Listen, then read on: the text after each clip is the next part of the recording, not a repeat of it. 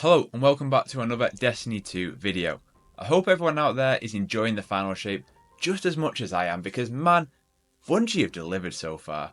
The story's hit, gameplay is fantastic, and man, the Pale Heart as a location is a 10 out of 10. But we'll save that for another video. You're here for this sick hunter build. But before we dive in, if this video helps you out, maybe consider hitting the like button, and if Destiny is what you're after, consider subscribing. Right, let's get on to that build then, shall we?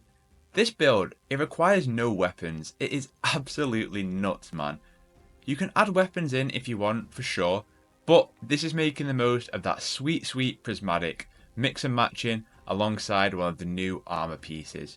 Today, we're Prime Rocky Balboa. This build is mix and matching light melee damage with darkness debuffs and damage too. It is so good that the enemies barely ever focus on you, and the uptime for transcendence is off the damn charts. With that said, let's dive into the build then. So here is this beautiful little build that we got going on here. So in terms of weapons, I wouldn't worry too much.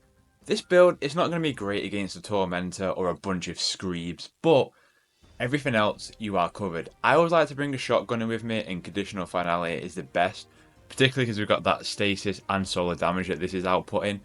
But none of it's a requirement because this is all about your abilities and your melee and transcendence. So we're going to go through each of the gear pieces and what we've got in those. Then we'll go over to Prismatic and see what fragments and aspects we have on in there. Starting off with our helmet then, we've got mobility, but again I won't worry too much about mobility. The key stats we want to focus on really, and to be honest with you I've not really min-maxed my armor here. Mobility, resilience, and melee I guess, but intellect's not a bad one to have in here for that super uptime as well. So going back to the helmet, we've got hands-on twice, which is getting bonus super energy on melee kills. This is the main one here. We just want to be getting that super up as much as we possibly can be doing so. Into the arms, again, it's all melee focused. Powered melee final blows, create orbs of power. That's going to be getting us our super back as much as possible, which is sick. 2 of those. Here, I've just got damage resistance mods on, truth be told, ones that are at point blank range because that's where we're going to be. We're going to be up right amongst the enemies, and then I've just got arc damage because that's all I had left. These are the crux of the build. To be honest with you, you could go with these, I prefer these, or you could go with Liar's Handshake for that cross counter, regenerates health and deals extra damage. Whichever one you've got. You get these at the end of doing the Legend campaign or through focusing your exotic engrams. In here, we've got stacks on stacks, which picking up an orb of power grants an additional stack of armor charge, so we're getting more armor charges. And then what we also want is health replenishes each time you pick up an orb of power.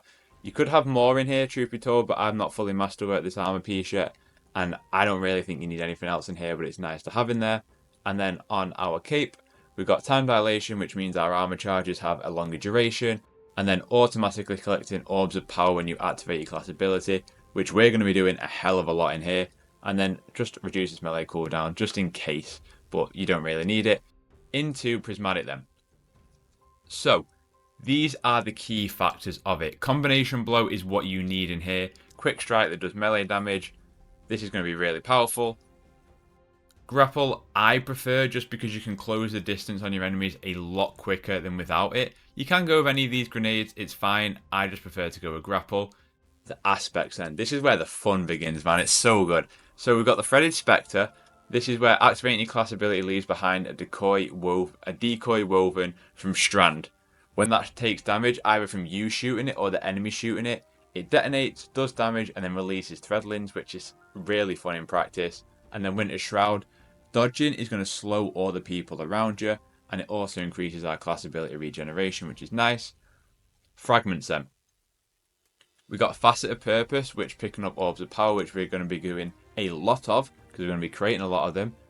That's going to give us either Restoration, Frost Armor, Woven Mail, or Overshield, depending on what we got. We're going to get amplified because we've got the Storm's Edge Super on. Facet of Hope. When you have an elemental buff, your class ability regenerates more quickly.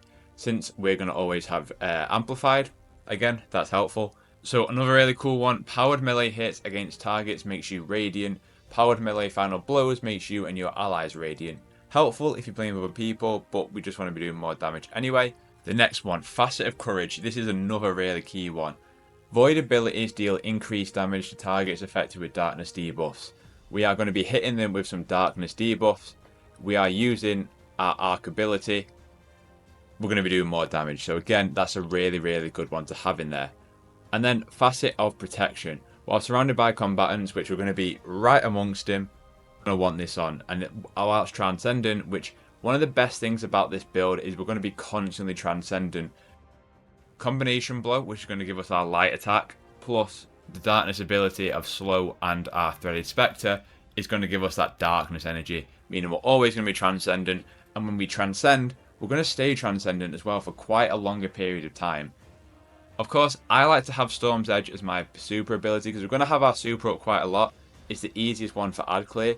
Any of these work fine, truth be told. Whatever it is kind of you want. This is where you can make the decision that you want to make. But for me, I'm enjoying the new Storm's Edge ability as it is really fun against a lot of ads. So going into the artifact, I've not fully unlocked everything yet, but one key one that's pretty cool to have. While you have an Arc or Prismatic subclass, incoming damage while amplified is reduced. We're going to be amplified all the time. Bang, that's a really good one to have in there. And when you make it into the final column, Transference is going to be another really, really good one to have, because when you are Transcendent, which are going to be quite a lot, grenade and melee damage is increased, so it's another really good way of doing that. So that's the build. Let's show you how this works in motion. So that's the build in its explanation. How about it in motion? How do we turn up the heat?